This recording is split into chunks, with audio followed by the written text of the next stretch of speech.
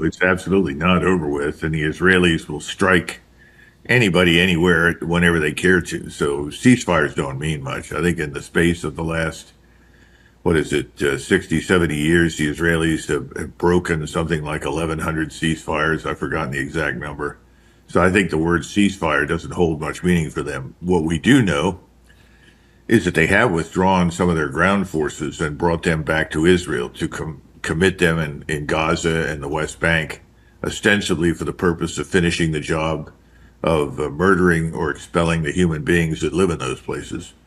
But otherwise, I think southern Lebanon is scheduled to be annexed to Israel all the way up to the Litani River.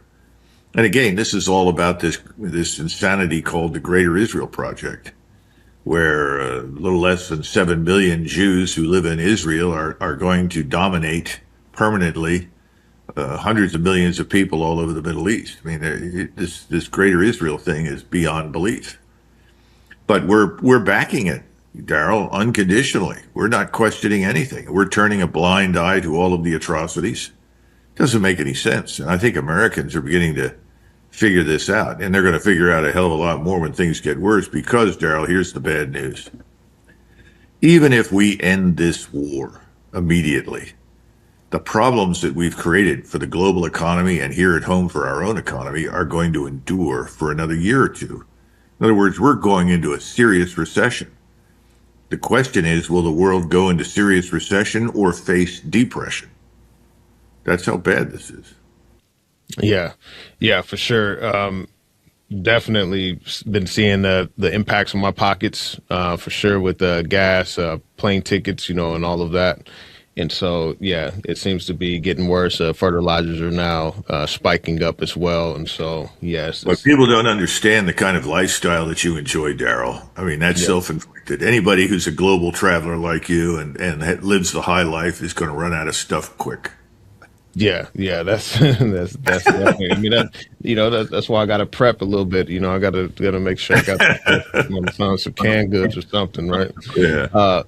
So this whole thing with the UAE leaving OPEC, they requested a dollar swap line, or else they were going to work with the Chinese and the yuan. And so, have you been following that much? Yeah, I think the deal behind closed doors was made to leave OPEC, because that would weaken an institution we've been trying to undermine and erode for years. And also, I think because the UAE wants guarantees that when this is over, we're going to pitch in and help restore them, rebuild everything, because the UAE is one of the top targets of Iranian anger. The UAE has been effectively a not terribly secret Trojan horse for Israeli power, influence, and the Iranians are sick of it. They not only host bases for us from which we can attack and threaten Iran, they're also very close with the Israelis. And everybody tends to forget this war did not begin with us. This war began with Israel. We made the decision because of President Trump and Congress, all of whom are apparently on the payroll for the Israel lobby, to join it. But the real problem has always been Israel, and it all begins in the aftermath of 7 October. And there's a lot of evidence now that attack that was launched into Israel from Gaza on 7 October 2 years ago was essentially allowed to happen. And that's incomprehensible to us, but it looks like it was part of the larger plan to trigger this major war against all of Israel's enemies in the region. But remember, for Israel, Iran is the sticking point. Iran is the one that refuses to submit. And Iran will not submit, and it's not going to accept any of the demands that Israel has put forward, because those are the demands that we continue to put in front of the Iranians. In other words, every time Witkoff and Kushner go somewhere, even when J.D. Vance was along, they restated Netanyahu's demands. You can't enrich any more uranium. You have no right. You have to give all of that up. You've got to dramatically cut back on your ballistic missile arsenal. And then finally, you can't cooperate with any of your co-religionists or potential friends and allies in the region. In other words, you become a vassal state of Greater Israel. And the Iranians are not going to do that. They said, forget it. It's not open for discussion. And we've tended to walk a lot of this back. We've said, well, we're really most concerned about the nuclear weapon. But nobody bothers to point out the Iranians have steadfastly refused to develop a nuclear weapon. It's not for lack of understanding or technology or capability. They've said for years, we don't want one. Well, I imagine when this war ends, they and a lot of other people will develop a nuclear weapon to make sure that we and the Israelis can't attack them. So Iran right now, I keep hearing that all they need to do is survive, and that communicates a huge message to to the United States, global hegemony, and how much power do we really have? I know that President Trump was limited by this 60-day window where after 60 days, Congress has to approve any further conflict or something of that nature. And so, for Iran, do you think they got this in the bag? Like they won this, and is this going to signal something greater towards the U.S. hegemony? I think a couple of things is, first of all, this notion of hegemony is dead. I would argue that our global military dominance is gone. We've been exposed as incapable of defending our lives. We again, as when we started this, I tried to make the point that we didn't pay attention to the direction in which warfare has developed. And that was evident, and it still is, in the Ukraine war. But we didn't really fully grasp it. Now it's being administered to us the hard way, a very difficult lesson. We're living in a new world where these vast surface fleets with aircraft carriers that we've maintained for decades simply won't work anymore. If you try to use them against anybody who has the kind of capability that Iran has, and remember, this capability was built for roughly 1% of the amount of money that we spend every year on national defense. Think about that. They didn't spend trillions of dollars. They took the technology that was there, they organized it differently, and it works. So that's the first thing. Our historic reliance on all the instrumentalities of World War II in new forms is over. So what are we looking at this point? I think Iran has done more than survive, because Iran now has something even more valuable. Iran has a relationship with Russia and China that is steadfast and strong. The Chinese and the Russians have both decided they are not going to allow Iran to be destroyed. So they have not only provided valuable assistance, but they made it clear that should it come to the destruction of Iran, they could potentially intervene. I think we know that. Well, this is a fundamental sea change in international relations for us. And I think we're going to see more of this in the future, because if you look at the numbers of nations and countries and states in the world that are aligning themselves with Iran, China, and Russia, it's substantial. I think to most of the world, Iran is seen as this heroic figure that is standing up to the international bully called the United States, as well as to Israel. Israel has never been popular and has often been hated in the Middle East. Now I think it is widely loathed on a scale that it's hard for us to even imagine. But remember, we allied ourselves with the Israeli state, and the Israeli state made it clear that all of their neighbors were subhuman, that they were unworthy of life. The best thing you could do for them was to dispose of them, eliminate them, bomb them into submission, drive them out. I don't think we want an ally like that, but that's what we've got. And so this pariah status is now increasingly being applied to us. And that has all sorts of terrible economic implications, as we discussed. We got all of the boxes ticked, and now we have one of the only shovel-ready permitted projects in the U.S. It'll be Wyoming's first permitted mine. Is this correct? It'll be the first one in 100 years. U.S. Gold Corp is a near-term, low-cost gold producer in Wyoming. To learn more, go to usgoldcorp.com. Is it possible? Well, I think anything's possible, but is it probable that we get some type of agreement or negotiation? I mean, there's been a lot of headlines saying that, there's progress made on the negotiations. I know Trump's going to going to China. So there's a lot of anticipation about that, but it seems like Iran isn't. I mean, they're standing 10 toes down on what they desire in the situation. So just curious in your thoughts on that. I think we're going to try to find some agreement that results in a return to the status quo insofar as, remember, before we started the war and attacked Iran head on, everybody had access to the Gulf. So what do we want? We want what we had before. When Rubio spoke yesterday, he said, what we really want is to open the Gulf and go back to what we had. And everybody said, well, then why did you start a war? Pretty stupid. Now your goal is to have what you had to begin with.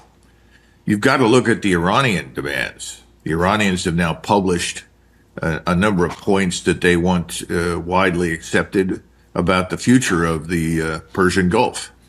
They want to say in how the Persian Gulf is run. Initially, they're going to run it. And who's to say they shouldn't? They have the longest coastline bordering the Persian Gulf. And under the circumstances, they're in the best position to control access. But they're making it very clear that they're not interested in limiting access. That's not their goal.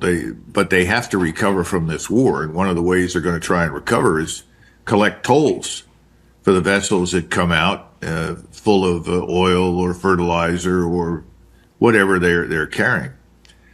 These are things that we're not prepared to accept, at least publicly. But I think if we want this strait to open, we're going to have to sign on for some version of that. But that's a temporary outcome. I mean, there are talks saying, well, we just need a quick agreement in place for 30-day ceasefire, during which we can sort out what we're going to discuss down the line. That includes the plutonium, the enriched uranium, and these other matters. Maybe. Yeah. The real question is, and this is what you've asked, and you're right to ask it, who holds the high ground? In other words, in Trump's words, who holds the cards? I think it's pretty obvious. Iran does.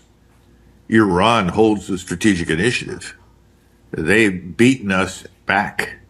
They've prevented us from achieving any of our aims in the air, at sea, or on the ground. And they've come out of this stronger. If you look at the performance of their forces in the 12-day war, and then you look at what they did subsequently to that, they got much better. There's a lot of evidence that they're now more capable and more dangerous to their opponents, that is the United States and Israel, than they were before the whole thing started. In other words, they've gotten stronger. Now, they've got a lot of problems economically, and they'll be the first to admit it. But we have tended to impute to them the same sort of value orientation that we have. We assume that as soon as their gas prices are too high, or they don't have access to this or that or the next thing, they're going to immediately throw up their hands and say, stop, stop, stop. Doesn't work that way. These people are in what they know is an existential fight. This is a fight for the Iranian nation, its civilization, its identity. Go back and look at the terrible things that Trump and Netanyahu have said. Trump said he wanted to end a civilization overnight. Yeah. He wanted to bomb these people back into the Stone Age. Well, if you have any self-respect or guts at all, what are you going to do? You say, well, then I have nothing to lose. I'm going to fight like hell. I think he praised Allah in the process of saying that too. Yeah. Add insult to injury and offend these people in their religion and culture. It doesn't make any sense. He's unstable, and I think that's the way people view him now. So this trip to China, I'm anxious to see what happens there, but I think he's going to have to keep something in mind. You can print money, but you can't print energy or materials. You can print the diesel that moves your truck. You can't print the diesel that moves your trucks. You can't print the fertilizer that grows your crops. You can't print the natural gas that powers your factories. The Chinese know that. They're going to tell him that. And by the way, I think they're also going to tell him that, just-in-time logistics is going to become just-in-case. Instead of holding enough on hand to try and somehow or another be ready for a crisis, is not going to be enough anymore. The Chinese understand that. That's why they've been building up stockpiles of not only oil and gas, but also precious metals, rare earths, and increasingly fertilizer. So the Chinese are really in the driver's seat right now. We're going there with hat in hand. And I just don't see any evidence that the Chinese are going to help us in any way. So right now, the Chinese are steadily reducing their holdings of treasuries. They're reallocating their reserves, hard currency reserves, toward harder assets like gold, reducing reliance on U.S. debt. So, what has to happen here is that we've got to get past this Trumpian obsession with the belief in the utility of military power and force, intimidation, and bullying to shape his foreign policy and achieve American goals. It's time for him to learn a little humility and develop some cordiality in the way he deals with others. But Daryl, I don't know that we can expect the man to do that. Do you? Yeah, I definitely think, everyone needs to eat a slice of humble pie, in their lives, I mean, more than once, obviously. And so it doesn't seem like he's willing to, he's trying to save face in a lot of this. I was thinking about this when you mentioned like him going to meet with President Xi. Didn't he say that President Xi was going to come to the U.S. to meet with him? Like, because they were supposed to meet a little while ago, and there were some issues with the terms of where they were going to meet. Like Trump didn't want to go to China or something. I don't know. I don't know if it's relevant, but I was just thinking about that. I think I remember him saying some stuff about that. It could be. I don't remember. Yeah, I know that Biden went out to San Francisco, remember, to meet with Xi in San Francisco.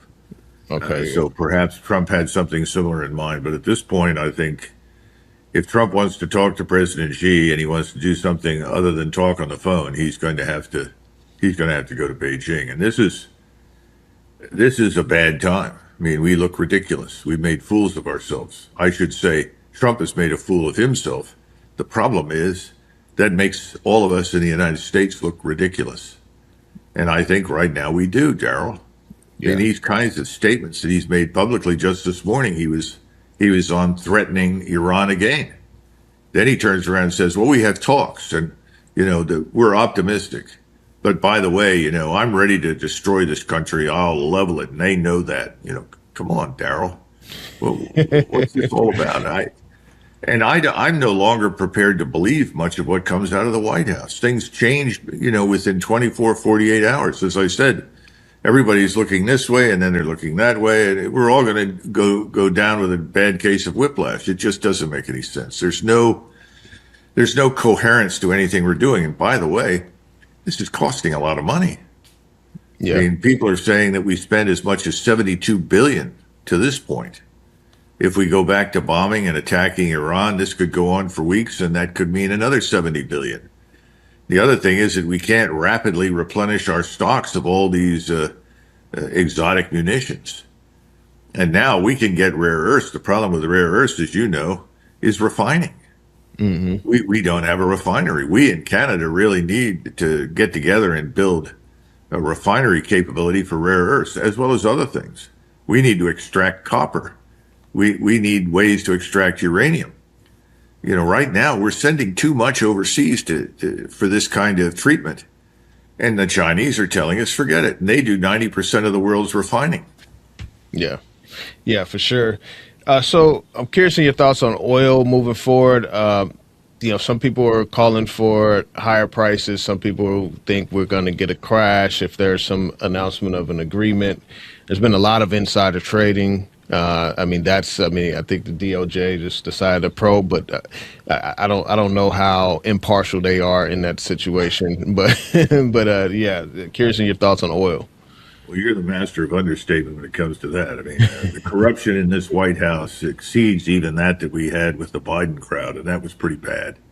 So I think many of these New York City money moguls that are running around the White House are undoubtedly profiting enormously from this catastrophe. We all already know that the Trump family has its investments in various things, and they've made a lot of money from this disaster. In the meantime, the American population standard of living continues to fall. That's the biggest issue. And inflation is rising. I don't see how you arrest that, because every time you suggest, well, we need to raise interest rates, the Fed needs to involve itself in that process. People say, if you do that, we'll all go under. We'll go bankrupt. We can't survive it. This is a key point that people are missing. Cheap energy is critical to any civilization. I mean, that's always been true. 1,000 years ago it was cheap labor, cheap manpower. Today it's cheap energy. If you don't have cheap energy, you don't have cheap interest rates. In other words, you don't have cheap credit. If you're BlackRock right now, you're running out of liquidity. They've stopped paying out money to any of their investors. They've said right now we can't do it. And they're trying to borrow from banks against the assets they have under management. Now stop and think about that. So you have a couple of $1 billion under management, but you don't have a couple of $1 billion. You have properties. You have investments out there, but you can't easily liquidate those. So you're short when it comes to cash. Suddenly your investor comes up and says, I want my money. Well, I can't pay you. Why not? Well, times are hard right now. I don't have the cash. What is the impact on the public of that statement? I mean, we're headed down a very dark road. So if we don't have credit, people can't borrow at low interest rates. Everything tends to stop. And that's where we're headed. Now, at the same time that you're trying to lower interest rates, you got a problem with bonds because you want to attract investment. To do that, you have to raise the yields. Well, we're up to 4.3% or something in the 10-year bond. Most of the people that are experts in the area say if we hit 5%, we're done. We can't pay the interest on the debt. We have a $39 trillion debt. And for the last, I would say easily 10 years, every time somebody like me brought up this matter of the national sovereign debt, everybody said, you just don't understand modern economics. Debt doesn't matter. Well, I think we're about to get a lesson the hard way that debt very much matters. Now, I don't know what the president is going to discuss with the Chinese, because the Chinese still own a substantial portion of our debt. Most of our debt is owned by the pension funds and insurance companies here in the United States. And you know who has their money in all of this stuff? The famous 401ks. Mm-hmm. All of your retirees, the people we call boomers in the United States, they stand to lose their shirts unless something radical takes place. And radical means you've got to cut back on spending. And you got to start somewhere. And I can tell you, Daryl, they'll start first with defense. Well, you're not going to get there by maintaining these endless wars overseas, particularly when they're losers. Yeah, for sure. So with the bonds and with the U.S. debt, I mean, I was looking at a graphic from Visual Capitalist recently that showed by 2052, the national debt is scheduled to be at like 185 trillion or something of that nature. Those are massive numbers. And so we'll never get there, Daryl. Come on. Yeah. We're never going to get there. This is going to fall apart before that. It's impossible. I mean, that's what nobody wants to say. Well, in 2030, where do you think you're going to be in 2027, 2028? You better worry about what's coming in front of you, because you combine this wasteful stupidity overseas in a war you can't win, because the country you've attacked is the size of Western Europe, has 93 million people in it. It's a developed society. It's a civilizational society that's been around for over 2,000 years. It's surrounded by mountains like the Rockies. And to the south, you have practically impassable deserts with the highest temperatures in the world. Oh, sure, this is easy. What are you, completely nuts? Anyone with an ounce of common sense would know that. But the problem is we have too many people that want to bet too heavily on what we call air supremacy. The notion, well, we can bomb from high altitude and they can't touch us. I think that's going to end too, but for the moment we can still get away with some of that. But this is not an answer. That doesn't induce people to support your position. It doesn't win friends and influence. It's destructive, but without a purpose. It's pointless destruction. And that's what we've been involved in. And the people that we were working with who've been very helpful to us over the last, I would argue, 30, 40 years, and I'm talking about the Gulf states on the other side of the Gulf from Iran, they have offset the cost of a lot of the, what is it called? The engineering that is not repetitive. In other words, the initial research and development that goes into most of our exotic weapons and missiles is being paid for by the Gulf Emirates and the other small states in the Gulf that have invested heavily in our hardware. They've done that in return for the promise that we gave them that we would protect them. Well, we have failed to protect anybody. And that's the problem. We can't protect the Saudis. We can't protect anybody. Al Jubail is a huge port in Saudi Arabia on the Gulf. It's a very important port, very modern. It has refineries. Most important, it has a very, very large desalination plant. Almost 90% of the water people drink in the capital of Saudi Arabia, in Riyadh, comes from that plant. That plant could be attacked and destroyed in less than 30 minutes. And then no one has any water to drink in Riyadh. And that's the tip of the iceberg. Once you hit these desalination plants in that part of the world, no one can live there.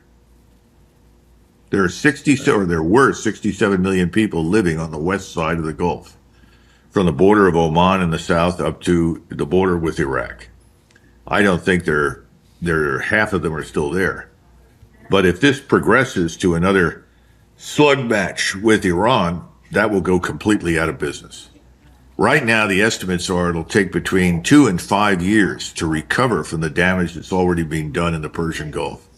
If this returns to the former level of intense warfare that we've seen in the past, the recent past, and it lasts for a week or two, and the damage ensues that I'm talking about, we won't see any recovery there for at least 10 years. And we can be absolutely positively sure that we will not be back to do anything in the Gulf. That's over. Yeah. Okay, so last thoughts on gold. Are you still buying gold right now? What's your view on gold? Well, I've invested substantially in it. And I could buy some more. But I've already invested substantially in it, and I think I'm in a good position right now. I could add some other things to it. Certainly could add, some mining stocks. Gold mining, I think, is going to skyrocket. I also think that people should look into other precious metals. I mean, obviously, I've invested in silver. That has a different kind of longevity from gold. But anytime you buy gold at this particular stage, you're going to be fine. It's going to go, I think, to 6,000 or beyond. I'd be surprised if it didn't. And it's going to be very helpful to have that. It's also very helpful to have a lot of cash right now, because that's going to become scarce. I'm concerned that we may see conditions similar to what we saw in the Depression, where suddenly banks were closed. People rushed to the banks to get their money out, and then President Roosevelt closed the banks, said there's a 2-week holiday to try and cool everything down. And then there were limits on what you could withdraw. So, certainly gold is very, very important. And if you haven't bought gold to this point, there's still tremendous upside. You can buy it. Now, somebody said, well, do you think it'll fall back a bit? I'm sure it will. I think also something else that we don't talk very much about, I think Bitcoin will survive. I think when the stock market goes and we see a 40, 50, 60% drop in the value of stocks, which I think is coming, the stock market is going to sit in the dumps for a while. Bitcoin won't, because Bitcoin is the only other potentially viable storage of wealth other than owning the hard metal.